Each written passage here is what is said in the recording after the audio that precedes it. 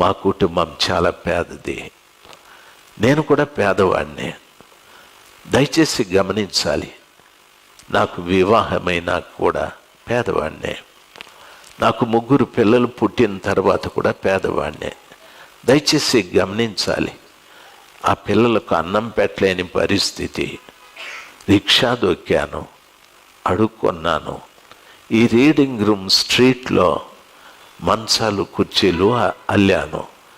అది ఒక మంచం అల్లితే 20 రూపాయలు, ఓ కుర్చీ అల్లితే 10 రూపాయలు. దాంట్లో నేను దేవునికి భాగం పెట్టేవాడిని. 20 వచ్చేది ప్రభా, 10 నీకు 10 నాకు. 10 వచ్చేది ప్రభా, 5 నీకు 5 నాకు. నా భార్య చాలా మంచిది. ఆమెకి 10 రూపాయలు ఇస్తే 10 రూపాయలతో సంసారం చేస్తుంది. 100 రూపాయలు ఇస్తే 100 రూపాయలతో సంసారం చేస్తుంది. ఈ రోజు వరకు నాకింత కావాలని అడిగింది లేదు. ఆమెలో ఉండే మంచి గుణం, ఆమెలో ఉండే ఇంకొక మంచి గుణం ఏమిటంటే, తనకు ఆరోగ్యం ఉందో లేదో ప్రతిరోజు 4 గంటలకు లేచి ప్రార్థన చేస్తూ ఉంటుంది. మంచి గుణం.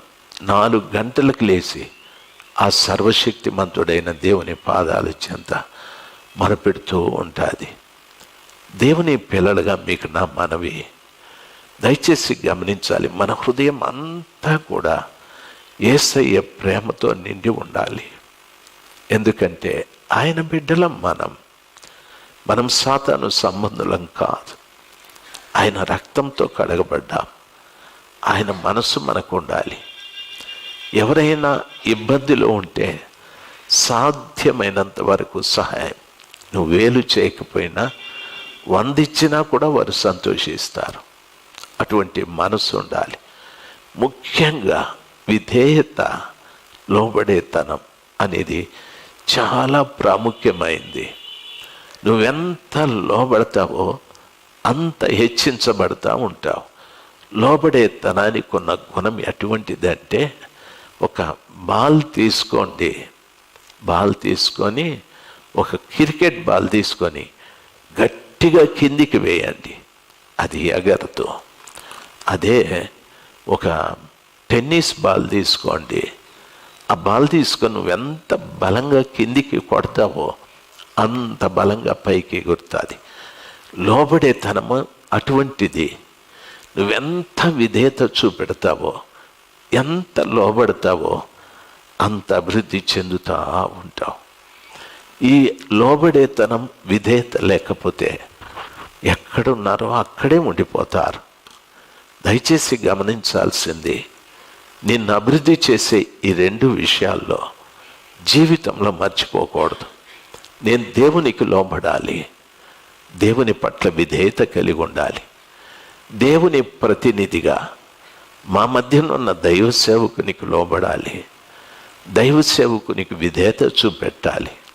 అంటే వ్యక్తి కంటే ముఖ్యంగా ఆ బోధకు, ఆయన బోధించే వాక్యానికి నేను లోబడాలి, విధేయత చూపెట్టాలి అని ప్రతి దినం వాక్యం ఎదుట నిలబడి ఆ వాక్యం నా జీవితంలో ఉన్న తప్పితాన్ని తెలియపరిచినప్పుడు, తండ్రి ఈ లోపం నాలో ఉంది, నన్ను క్షమించమని విధేయత కలిగి లోబడితే ఆ వాక్యం నీ జీవితంలోనికి వచ్చి కాస్త నిన్ను పైకెత్తుతుంది.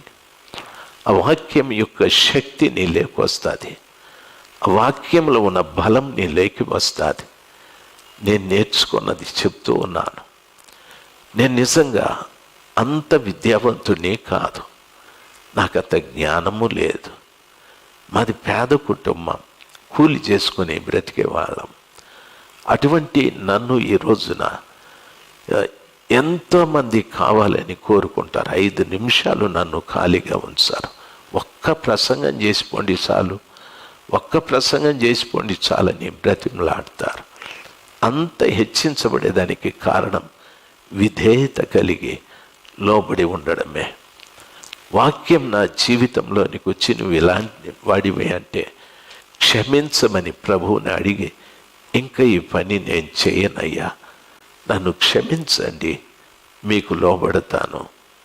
ప్రభువు చూస్తాడు.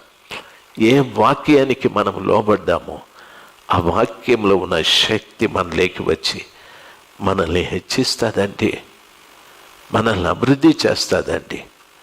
వాక్యానికి మనం విధేయత చూపెట్టకుండా లోబడకపోతే మనం ఎక్కడుంటామో అక్కడే ఉంటాం.